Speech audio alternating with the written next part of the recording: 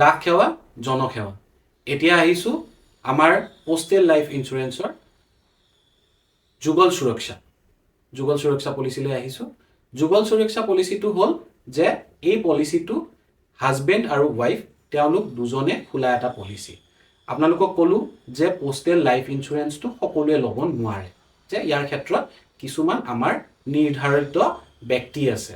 গতিকে ধৰি লোৱা হ'ল যে কোনোবা এগৰাকী হাজবেণ্ড বা ৱাইফ তেওঁ আমাৰ PLIৰ কাৰণে এলিজিবল, যে ধৰি লোৱা হ'ল তেওঁ ডিগ্ৰী পাছ কৰিছে, কিন্তু তেওঁৰ ৱাইফ গৰাকীয়ে ডিগ্ৰী পাছ কৰা নাই, তেওঁ হাই ছেকেণ্ডাৰী বা মেট্ৰিক পাছ কৰিছে। তেনে ক্ষেত্ৰত তেওঁৰ ৱাইফ গৰাকী আমাৰ PLIৰ কাৰণে PLIত আমি তেওঁক অন্তৰ্ভুক্ত কৰিব নোৱাৰোঁ। সেইকাৰণে যুগল সুৰক্ষা আঁচনিৰ জৰিয়তে আমি কি কৰিছোঁ যে যিসকল হাজবেণ্ড বা ৱাইফৰ ক্ষেত্ৰত যিকোনো এগৰাকীও যদি আমাৰ পোষ্টেল লাইফ ইঞ্চুৰেঞ্চৰ কাৰণে যদি তেওঁলোক এলিজিবল হয়, তেতিয়াহ'লে তেওঁৰ হাজবেণ্ড বা ৱাইফ যিগৰাকী এলিজিবল নহয় তেওঁক আমি কি কৰিম, একেলগে এই হাজবেণ্ড বা ৱাইফৰ লগত যিগৰাকী এলিজিবল হয় এলিজিবল স্পাউচৰ লগত আমি তেওঁক একলগ কৰি এটা পলিচি কৰি দিম। ইয়াত বয়সৰ নিম্ন সীমা 21 বছৰ আৰু ঊৰ্ধ্ব সীমা 45 বছৰ।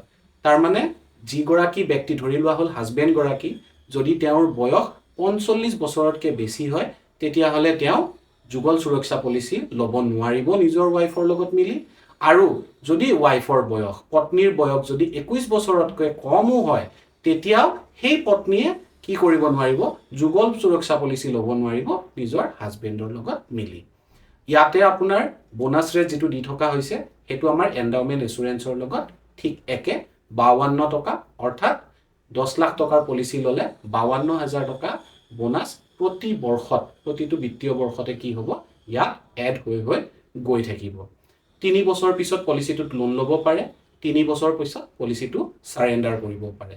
এতিয়া ইয়াত এটা কথা আছে যে হাজবেণ্ড বা ৱাইফ দুগৰাকীৰ ভিতৰত যিকোনো এগৰাকীৰ যদি মৃত্যু হয়, তেতিয়াহ'লে যিগৰাকী আমাৰ পলিচি হোল্ডাৰ জীয়াই আছে তেওঁক আমি কি কৰিম, ছাম এচিয়ৰ্ড আৰু বোনাছ এই দুয়োটা বস্তু আমি তেওঁক প্ৰদান কৰিম আৰু পলিচিটো কি হ'ব, ক্ল'জ হৈ যাব। গতিকে এইখিনি আমি যুগল সুৰক্ষা পলিচিৰ ক্ষেত্ৰত বা জইণ্ট লাইফ